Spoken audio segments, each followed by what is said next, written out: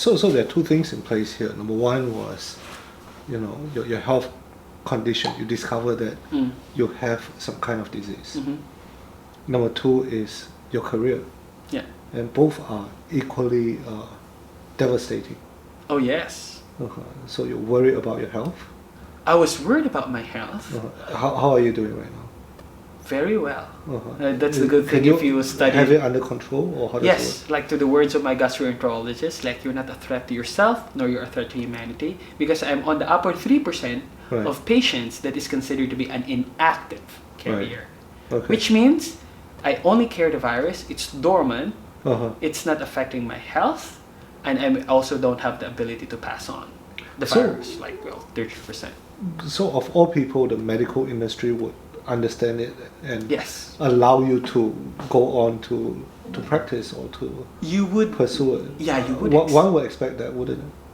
Yeah. Because they are the one who understand whether or not something is contagious. And in first world countries, Uh-huh. right, there's no such thing Oh, is that right? as that. Yes, completely. Oh. I was like offered jobs in Germany, doing the same thing. I was like practice, but just later on already when I already Right. built my venture. Right. But yes, they have created a system on how to actually include these people.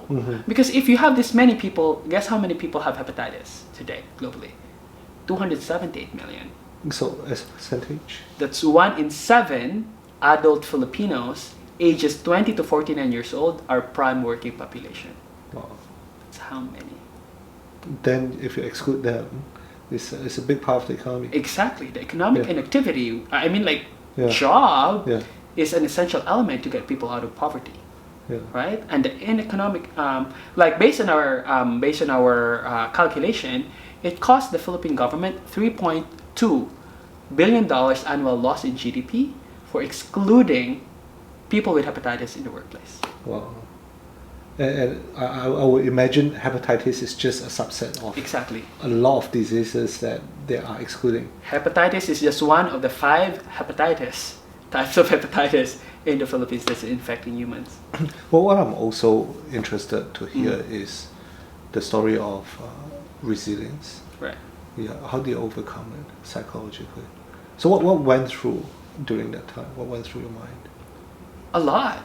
Were you depressed? But Were you completely. shattered? Yeah, completely. I went through a phase that I call dream shift, when you need to dream another dream for yourself because your original dream did not work out. And that is a very painful process. Right. Did you understand the notion of dream shift at 16? I don't think so. No, I don't think so. I just have to go through it. And for a long time, like I was completely denying it. Believe it or not, that was 20. But believe it or not, I never opened up about my condition publicly. And the first time I did it is on the first anniversary of Virtualahan. Wow. That's when I told my parents. How long ago was my it? siblings. Even your parents didn't know about my it. parents. Well, that would have been very difficult to have it all by yourself. Exactly. I think that was the most devastating part because I know they wouldn't understand. Wow. Because I'm working with medical professionals in the lab and all, and I've seen firsthand how they treat patients with hepatitis. So it was instilled on me, and like that fear on the conversation that I have with the senior to like never tell anyone about it if you care about it. So it's almost like telling people you have AIDS. Yes, or much worse actually. No kidding. No kidding. Much worse, in a way that like it's double jeopardy. Like people think, at least on my experience, people already think you have HIV if you have hepatitis B. So it's like you having 2 diseases. Plus the fact that hepatitis is 100 times more infectious than HIV scares the hell out of people. Wow. Like they would treat you differently. Wow. Even though I already started talking about this openly, some of my classmates in college still messages me in Instagram to like, do not post something about it. Because they care and they worry about me and like how people would perceive me. And for a long time, I have to battle that all throughout university. But even after, I wasn't feeling comfortable to talk about my condition. When Virtualan was like 1-2 years old, when people ask me into like, why did you start Virtualan, I would give them a different answer.